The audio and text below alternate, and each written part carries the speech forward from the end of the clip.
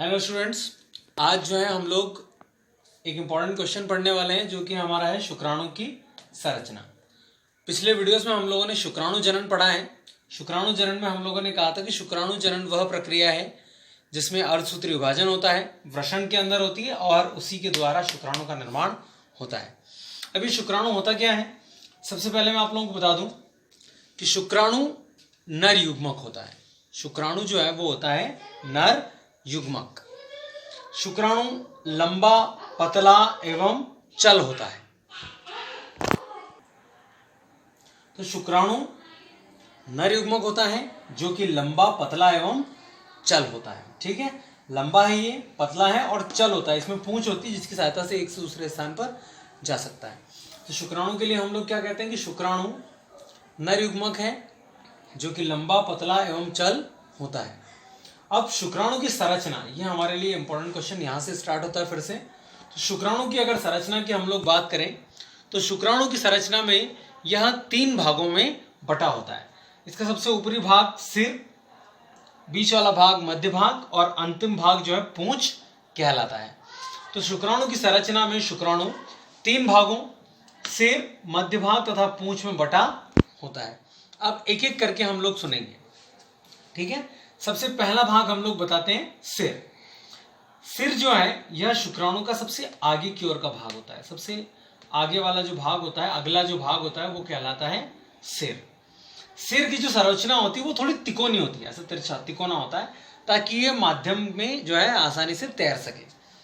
तो शुक्राणु का अगला भाग सिर होता है जो तिकोना होता है और इसके सबसे अग्र सिरे पर, सबसे आगे वाले सिरे पर ये एक संरचना होती है। ये ऐसी टोपी जैसी दिखाई दे रही है आप लोगों को। ये जो तिकोना सिर है इसके ऊपर ऐसी टोपी जैसी संरचना ये दिखाई देती है, ठीक है।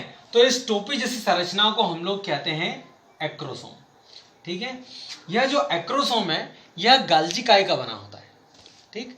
गाल्जी काय जो कि कोशिका का एक प्रमुख अंग है, उस गाल्जी काय का बना होता है। और यही एक्रोसोम जब अंडाणु के अंदर शुक्राणु प्रवेश करता है, जब जो है शुक्राणु जब अंडाणु के अंदर जब प्रवेश करता है तो यही जो एक्रोसोम है यह अंडाणु की भित्ति को तोड़ने का, उसको भेदने का जो है कार्य करता है, ठीक है।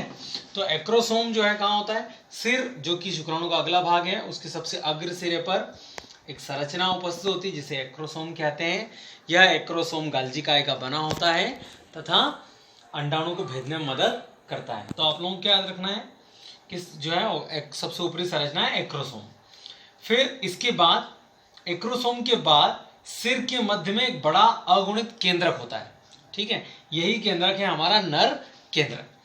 तो सिर में एक बड़ा अगुणित केंद्रक होता है जिसके चारों ओर सघन जीवद्रव पाया जाता है। इसके चारों ओर जो है सघन जीवद्रव पाया जाता है तथा सिर के अंतिम भाग में, इसके बाद जो है जीवद्रव के बाद जो सिर का जो आखिरी किनारा है उसमें समीपस्थ सेंट्रियोल यहाँ पर स्थित होता है। ये आपको चक्र जैसा जो दिख रहा है यह है समीपस्थ सेंट्रियोल।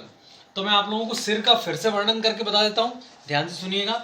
हम लोगों को लिखना क्या है सिर में कि शुक्राणु की संरचना में सबसे अगला जो भाग होता है वो कहलाता है सिर। सिर के अंदर हम लोग कहेंगे कि यह शुक्राणु का सबसे अगला भाग है।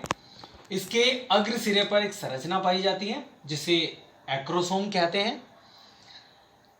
एक्रोसोम के पीछे सिर के मध्य में एक बड़ा नर केंद्रक उपस्थित होता है जिसके चारों ओर सघन जीवद्रव पाया जाता है तथा सिर के अंतिम भाग में समीपस्थ सेंट्रियोल पाया जाता है। अब अगला पॉइंट आता है हमारा मध्य भाग। मध्य भाग क्या होता है, यह सिर के ठीक पीछे का भाग होता है। यह सिर वाला भाग है और इसके पीछे वाला जो ठीक पीछे वाला भाग है यह कहलाता है मध्य भाग। तो सिर के ठीक पीछे का भाग मध्य भाग होता है। मध्य भाग के प्रारंभ में ही, जैसे ही मध्य भाग स्टार्ट होता है तो वहां पर दूरस्थ सेंट्रियोल पाया जाता है।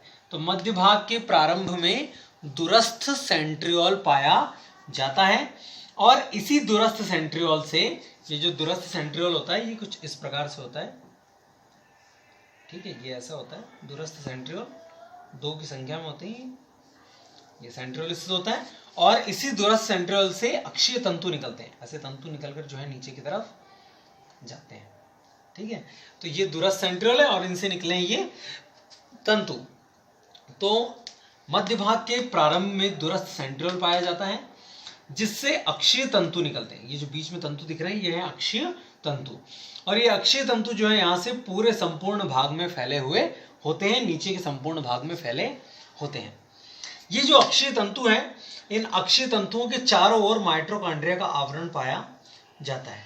माइटोकॉन्ड्रिया जो कि क्या करते हैं, जो कि शुक्राणु को जो है तैरने के लिए या गति करने के लिए ऊर्जा प्रदान करते हैं। ये वही माइटोकॉन्ड्रिया हैं जिनको हम लोग जो है पावर हाउस के नाम से जानते हैं, ठीक है। कोशिका का ऊर्जा गृह जिन्हें कहते हैं ना, वही वाले माइटोकॉन्ड्रिया है ये, ठीक। तो क्या होता है कि इसके चारों ओर जो है माइटोकॉन्ड्रिया, अक्षीय तंतु के चारों ओर माइटोकॉन्ड्रिया का आवरण पाया जाता है। अक्षीय तंतु के चारों ओर किसका आवरण होता है, अक्षीय तंतु है बीच में, ये वाले जो है दूरस्थ सेंट्रियोल, फिर वहां से निकले अक्षीय तंतु, और उनके चारों ओर पाया जाता है माइटोकॉन्ड्रिया का आवरण, आगे की ओर और पीछे की ओर, सारे चारों ओर से पाया जाता है। फिर इसी के अंत में जो है, मध्य भाग के अंत में यहाँ पर एक रिंग सेंट्रियोल पाया जाता है। इस तरह से होता है अक्षीय तंतुओं के चारों ओर, ये यहाँ पे हमने दर्शाया। तो इसके अंत में होता है रिंग सेंट्रियोल। अब हमारा लास्ट वाला भाग आता है पूंछ।